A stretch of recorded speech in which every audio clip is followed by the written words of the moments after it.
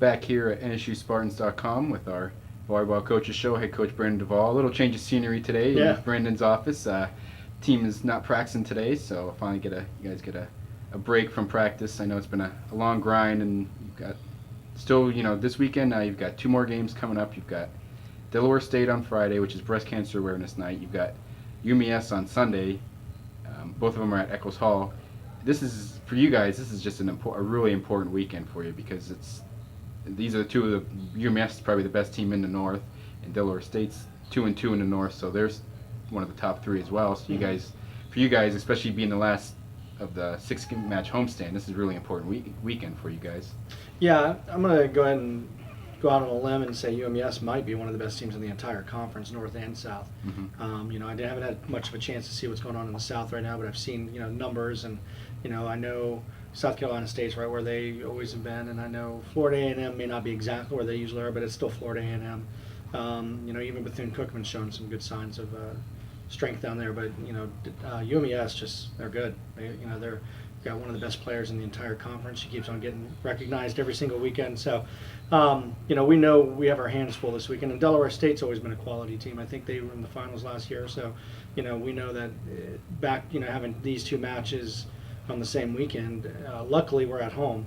But, we have our work cut out for us, and we have to come out extremely prepared, extremely confident, and ready to play.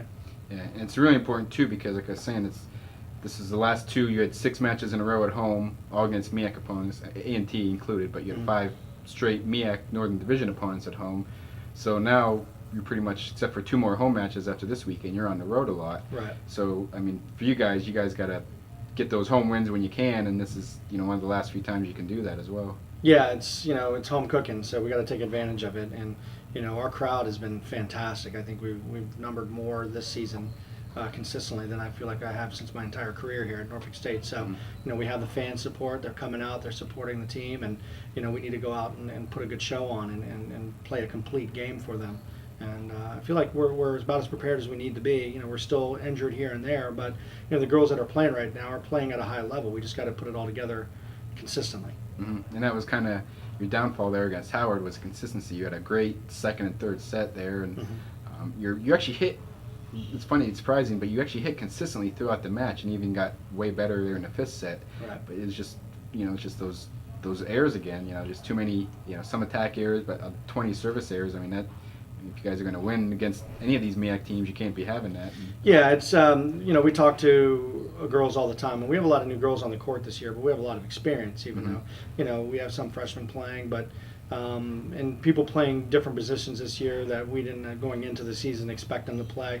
But at this point, they've got to play at the D1 level, and we've got to come out and compete. And we're still pushing to be MEAC champions this year and go to the NCAA tournament for the first time. And to do that, we can't serve the ball out of bounds 20 times, and we can't, and really that was the shining, most notable statistic on the whole entire sheet, because I feel like from what I saw, we outplayed them majority of the time. Hitting percentage and I think blocks and digs and everything. We had everything higher than they did, but unfortunately we didn't treat it as a challenge. We kind of treated it as a threat at the end of the game. We were scared to lose, and you could see it all over us. And when it came down to the final 2 sets, you can just tell we couldn't shake it off, and it was weird. And just the moment we were able to put a couple plays back to back, we'd go on the end line and serve it right in the net. So the girls are aware of that. Didn't want to beat a dead horse with them the first time we got back in the gym, but they know if our goal is to win the MEACs, then we have to do a much better job than that. Yeah, you're talking too. The support has been actually great this year. You've had you probably had way more than 150 fans every match, and this weekend it's Battle of the Bay, Hampton football on Saturday. There's going to be a lot of people here. You got Breast Cancer Awareness Night Friday at 7 against Delaware State, and obviously UMS is a big match on Sunday. And Sunday you get Sunday afternoon, 3 o'clock. You're going to get a decent amount of people too. But yeah. Just talk about what you guys are doing this weekend, and as far as just all you've been calling it the Pink Weekend. The Pink Weekend. Yep. It's kind of a big deal. It's something that in my years of coaching has gotten bigger and bigger amongst every program. You see it in Junior Olympics. You see it college programs. You see it in all the high school. Everybody's supporting the cause, especially in October, where you'll see a lot of people wearing pink jerseys or pink accents and things like that. And there's various organizations out there that are coinciding with what these teams are doing. You know, my mother had breast cancer, so it's a big deal to me to be able to support the cause. And we're very excited, especially this weekend, the fact that we're going to be, hosting two of the heavier teams in the conference in the North, especially, and then we have Battle of the Bay on Saturday, and we have a couple of recruits coming in, so it's going to be a pretty wild weekend for us, and I'm looking forward to it. And I know the girls are extremely excited about it, so Yeah. it's going to be a big deal. Yeah, you talked about earlier about having injuries. Some players have been out, so some other players you had to shuffle the lineup a little bit. Beginning of the fall of practice in August, from now, this lineup's completely different than what you thought you were going to have. Yeah.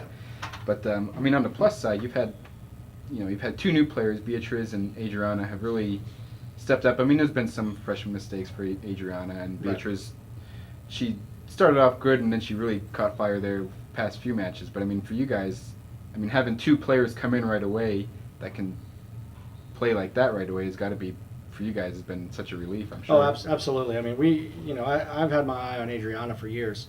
We've known her through her going through high school.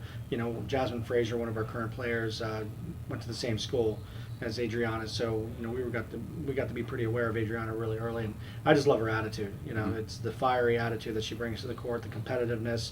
And yeah, sometimes she's a freshman, and it's pretty obvious at times, but she's going to get past that, and she's going to get through it, and we're relying a lot on her to be a leader as a freshman, which I don't know what program in this country can really say, we really, there's a few, but they're still freshmen. I mean, the college game is different. The fastest level of play that they had in their high school and their juniors is every single day in our gym, and in every match. So they got to bring it every single day. And I think Adriana's raising the challenge. But I tell you what, Beatrice has been fantastic. She's same attitude, same spirit, really competitive.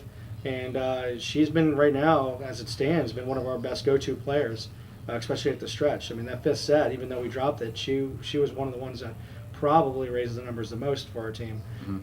So we're going to rely heavily. And what's been really nice is having somebody like Jasmine Flowers, who we were actually considering redshirting at first. And now that with all the injuries that we had, we looked at her and said, well, you're 6'2", so we've got to find a way for you on the court anyways. And she's been great. She's been shutting some people down on the right side for us, and actually got a few kills, which at first we weren't really saying, we're not going to run a ton of offense from you, but now we can. And knowing that kind of balances out a little bit. So, it's a nice surprise for some of the girls. And Kristen Burt, who, was coming in as a backup setter for Nicole, is now having to take the reins, and then she's becoming a better leader every single time we're out on the floor.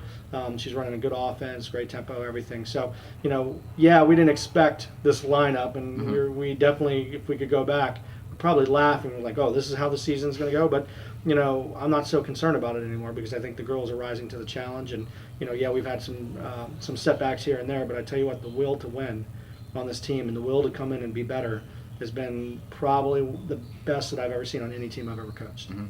And not just the front line. I mean, you've had, even with Noella. I mean, Noella was your best. Libero last year was your best defensive player, at least on the backcourt. Right. With her out for most of the season, I mean, you guys have still picked up the backcourt defense. Tracy's been playing well. Paige came in the other day and was giving you some great, getting some balls there that keeping them in play, and Megan Laveau too. She's been kind of both backcourt and frontcourt. Megan's been everywhere we needed her to be. So I mean, for you guys, that's probably been a lot helpful too, is having such a great backcourt defense. That's we talk all the time about identity and what's our identity, and the girls are actually talking about it today. They're doing a team function tonight, and I think that's one of the things they're going to bring up is what is our identity this season? What are we known as? We were fortunate to have Tracy come back this year as a fifth-year senior, and we knew that would up our defense in the backcourt. We always knew that Paige was going to be one of our shining stars, and now she's actually proven that to be true. And then, once again, if we would have went back and said, our single seat, or our record holder for single match digs is going to be out, we would probably like, well, what are we going to do? Well, we're fine. I mean, Tracy's back there doing a fantastic job, and she's being that leader that we need at that moment. And Paige has filled the role extremely nicely, and Megan has been a nice surprise for us to come in and show some leadership, and definitely from the end line too, and serving. And so we have the right components. We need to up the level a little bit, but if we can start getting healthy, that just allows us to be deeper and be able to maybe change some things. If we have to go to a fifth set, we're not relying on the same 5, 6 girls Mhm. who at that moment have given everything they got. We'd like to give them a break, and hopefully we'll be able to do that going into the second round of the MEACs. Yep. Like I said, the Spartans will look to continue. Got Delaware State this weekend, Friday at 7 o'clock. And then you've got UMES Sunday at 3 o'clock. And after that, after this weekend, fans only get 2 more chances to see your Spartans at home. So that'll be this week going to be the time to come on out.